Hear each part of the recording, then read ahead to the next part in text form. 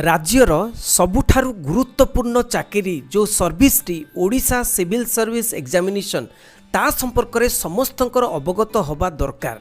कहीं यहाँ हूँ गोटे चैलेंजिंग सर्विस समस्ते इच्छा करती ये ओडिशा सिविल सर्विस एग्जामिनेशन को पाइबा पाई। ओडिशा सिविल सर्विस एग्जामिनेशन रो गोटे गोटे जिनिस पूरा प्रथम रु शेष पर्यंत टाइप्स ऑफ पोस्ट रु आरंभ करी salary educational qualification age limit number of attempts selection process exam pattern syllabus आउ हाउ टू प्रिपेयर केमिति प्रिपेयर हेबा पर्यंत माने कि भलिया पोस्ट एटा कौन कौन पोस्ट अच्छी कौन कौन सैलरी अच्छी कौन कौन दक्षता दरकार ता सहित मु कहिबी केमिति आपण प्रिपेयर हेबे। टाइप्स ऑफ पोस्ट देखिबा कि एटी देखि पारुचंती ग्रुप ए आउ ग्रुप बी। तो ग्रुप ए रे तीनोटी विभिन्न प्रकार टाइप ऑफ पोस्ट अच्छी ग्रुप बी रे तीनोटी टाइप ऑफ पोस्ट अच्छी एवं सैलरी मध्य अलग अलग अच्छी। प्रथम रे ओडिशा एडमिनिस्ट्रेटिव सर्विस जोटा कि ओएस बोली कहती 56,100 जोटा कि लेवल 12 रो अच्छी salary T. Odisha police service तापर अच्छी जोटा कि सही सेम सैलरी अच्छी। Odisha finance service group A अच्छी जोटा कि सेम सैलरी अच्छी 56,100। तापरे जो माने कम रैंक थिबो ग्रुप बी रे पाइबे Odisha cooperative services 44,900। Then Odisha revenue services then Odisha taxation and account services यही भाव में 6 प्रकार टाइप ऑफ सर्विसेज अच्छी। तेणु रैंक हिसाब से आपन को दिज्व। तापर देखिबा एजुकेशनल क्वालिफिकेशन। एजुकेशनल क्वालिफिकेशन मन में प्रश्न उठे जे मते पीजी करिया को पड़िबो कि पीएचडी करिया को पड़िबो कि बहुत पाठ पढ़िया को पड़िबो कि बहुत परसेंटेज रखिया पड़िबो सेमती किछि नुहे केवल सिंपल ग्रेजुएट आपन गोटे कॉलेज रो होंतु कि यूनिवर्सिटी होंतु गोटे सिंपल ग्रेजुएट बीए होंतु बीएससी होंतु बीकॉम होंतु किंबा गोटे इंजीनियरिंग ग्रेजुएट मेडिकल ग्रेजुएट भी से माने देई परिबे। देखिबा नेक्स्ट एज लिमिट केते अछि केते वर्ष रे आपण माने देई परिबे। एज लिमिट 21 वर्ष नहला पर्यंत देई परिबेनी 21 रु 32 वर्ष पर्यंत आपण देई परिबे। अपर एज लिमिट जोटा कि रिलैक्सेशन होवा 5 वर्ष एससी एसटी एससीबीसी पाई वोमेन मानक पाई मध्य एक्स सर्विस मानक पाई मध्य तान 10 वर्ष अच्छी पीडब्ल्यूडी जो माने फिजिकली और परमानेंट डिसेबिलिटी 40% और मोर से मानक पाई 10 वर्ष अच्छी कोहल। तेणु नेक्स्ट देखिबा कौन ना number of attempts number of attempt केते थर देई परिबे। तेणु नॉर्मली 4 थर देई परिबे किंतु एससी एसटी मानक पाई नो सच लिमिट अनलिमिटेड से मान देई परिबे एज पर्यंत। जो माने सोशियली एजुकेशनली बैकवर्ड क्लासेस अच्छी से मानक पाई एससी बीसी कैटेगरी पाई 7टी अटेम्प्ट अच्छी 7टी अटेम्प्ट ओके जनरल पाई 4टी अटेम्प्ट। तापर देखिबा सिलेक्शन प्रोसेस कौन अच्छी। सिलेक्शन प्रोसेस प्रथम प्रिलिमिनरी एग्जामिनेशन अच्छी तापर मेन एग्जामिनेशन अच्छी तापर पर्सनालिटी टेस्ट और इंटरव्यू हम। तेणु तीनोटी फेज रे आपनकर सिलेक्शन होबार अच्छी ओएस एग्जामिनेशन। तापर एग्जामिनेशन पैटर्न कौन अच्छे देखिबा। प्रिलिमिनरी एग्जामिनेशन पाई केमिति पैटर्न रहिबो। प्रिलिमिनरी एग्जामिनेशन पाई 2टी पेपर रहबो जो पेपर गुड़िक कि ऑब्जेक्टिव टाइप हम मल्टीपल चॉइस क्वेश्चंस हम 2 घंटा आवर रहिबो 2 घंटा। तेणु प्रत्येक पेपर पाई 2 घंटा रहिबो 200 मार्क रहिबो प्रत्येक पेपर 1 होची जनरल स्टडीज पेपर 2 होची मध्य जनरल स्टडीज। मेन एग्जामिनेशन देखिबा ओडिया लैंग्वेज रहिबो पेपर 1 ओडिया लैंग्वेज पेपर 2 होची इंग्लिश एगुडा 300 मार्क रहिबो आउ इंग्लिश एसे रहिबो 200 मार्क रो जनरल स्टडीज रहिबो 300 मार्क रो जनरल स्टडीज 2 रहिबो 300 मार्क रो टोटल हे जाला 1400 मार्क। आउ तापर ऑप्शनल 2 सब्जेक्ट रखिया पड़िबो गोटे सब्जेक्ट रे 2टी पेपर आउ गोटे सब्जेक्ट रे मध्ये 2टी पेपर। तेणु 300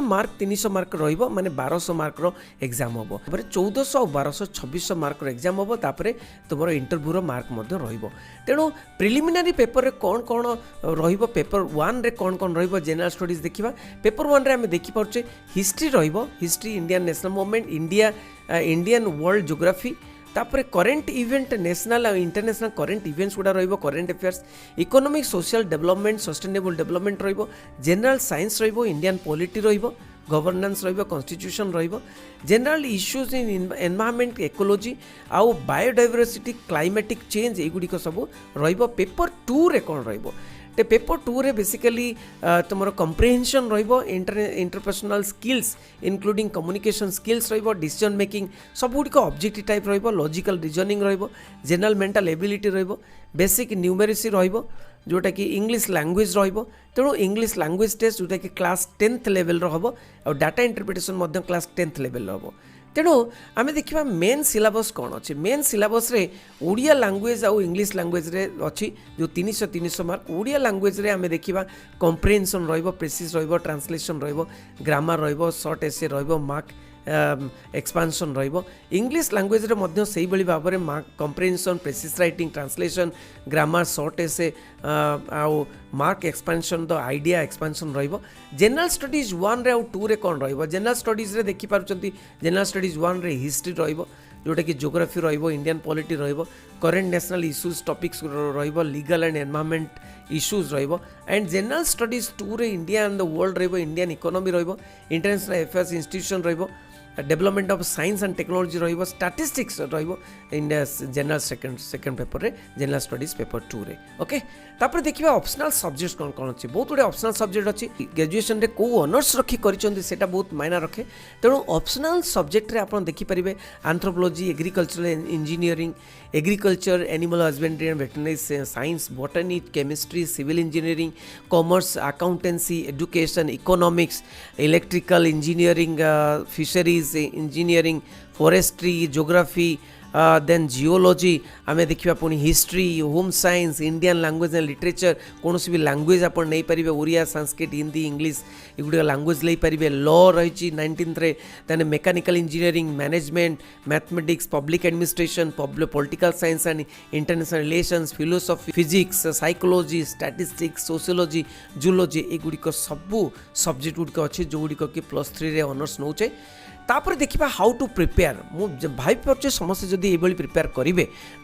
डेफिनेटली मोर विश्वास अच्छे समस्ते ओएस क्लीयर करेंगे तेणु प्रथम जो भी पाठ पढ़ु था +2 पाठ पढ़ी था +3 पाठ पढ़ी था पीजी करूँ तेणु केमिति प्रिपेयर करेंगे प्रथम हूँ आपंकर गोल फिक्स करूँ एम फिक्स करूँ जे मते ओएस पाइबा पड़ो मते ओएस हवा पड़ो मुझे डेफिनेटली ओएस को क्रैक करना है तेणु प्रिपेयर मेंटली पूरा प्रिपेयर करेंगे फिजिकली निजको प्रिपेयर करने का रेडी करदे तापर फिक्स एम फिक्स हो गला तापर देखिए जे सिलेबस कौन अच्छी और प्रीवियस ईयर क्वेश्चंस कौन अच्छी सिलेबस देखिए क्वेश्चन पैटर्न देखिए केमिति केमिति क्वेश्चन आसूँ देखिए तापर गोटे टाइम टेबुल निजर बनइबे टाइम टेबुल जे केते पर्यंत पढ़ी भल भल बुक्स संधान नेबे को बही पढ़िले मोर ऑप्शनल पेपर हो पारे 2टी ऑप्शनल पेपर और 4टी पेपर केमिति क्लियर करी केते भल मार्क रहिबो सेति बुक्स आपन जुगाड़ करेंगे और टाइम टेबुल नहीं पाठ पढ़े करेन्ट अफेयर्स ध्यान देवे ट्रेडिशनल जिके ध्यान लेवे जनरल स्टडीज आसो जोटा कि 2टा पेपर आसो 300-600 मार्क इंग्लिश न्यूज पेपर पढ़े प्रत्येक दिन CSR competition success review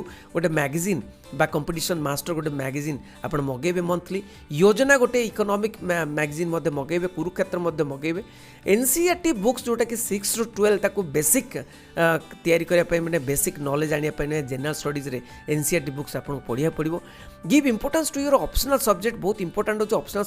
subject जो मैंने भल मार्क पाती से ओएस पाई जाती तेणु ऑप्शनल मार्क फेचिंग सब्जेक्ट रखार दरकार अच्छी आंसर राइटिंग प्रैक्टिस कौन सी कोचिंग सेंटर जॉइन करें ना आंसर राइटिंग प्रैक्टिस आपड़ प्रैक्टिस करें मॉक टेस्ट बहुत इंपोर्टेंट मॉक टेस्ट जोटा कि मेंस बा प्रिलिमिनरी मॉक टेस्ट बहुत हेल्पफुल मॉक टेस्ट दे पारे ऑनलाइन मॉक टेस्ट दे पारे मॉक इंटरव्यू मते दे पारे जोटा कि इंटरव्यू सिलेक्शन मेंस पर जो इंटरव्यू हुए इंटरव्यू मॉक इंटरव्यू दे पारे बहुत सब समय स्टे पॉजिटिव माने पॉजिटिव आपन को रहिबा पड़िबो निजको पॉजिटिव रखिले सब बेले सकारात्मक चिंता रखिले जे मो पारिबी मो करि पारिबी ताले आपण ओएस क्लियर करें ओएस माने क्रैक करें ठीक अच्छे यही भाव में मुझे आपको बुझेली जे प्रथम शेष पर्यटन माने केते प्रकार पोस्ट अच्छी एवं तापर ठारू मुझे केमिति प्रिपेयर करेंगे ताको बुझेदेली तेणु आपण मैंने यहाँ निश्चय शेयर करेंगे समस्त को सांग मान शेयर करेंगे समस्ते जो मैंने आशायी प्रार्थी समस्त को शेयर करेंगे तेणु जो मैंने नुआ कर देखुंत ये चैनल टी निहाती सब्सक्राइब करदे पुणी थे आम आणिक आसबू नुआ नुआ कैरियर संबंधी कॉलेज आपण नहीं आसबू बहुत बहुत धन्यवाद thank you very much Vande Utkal Janani.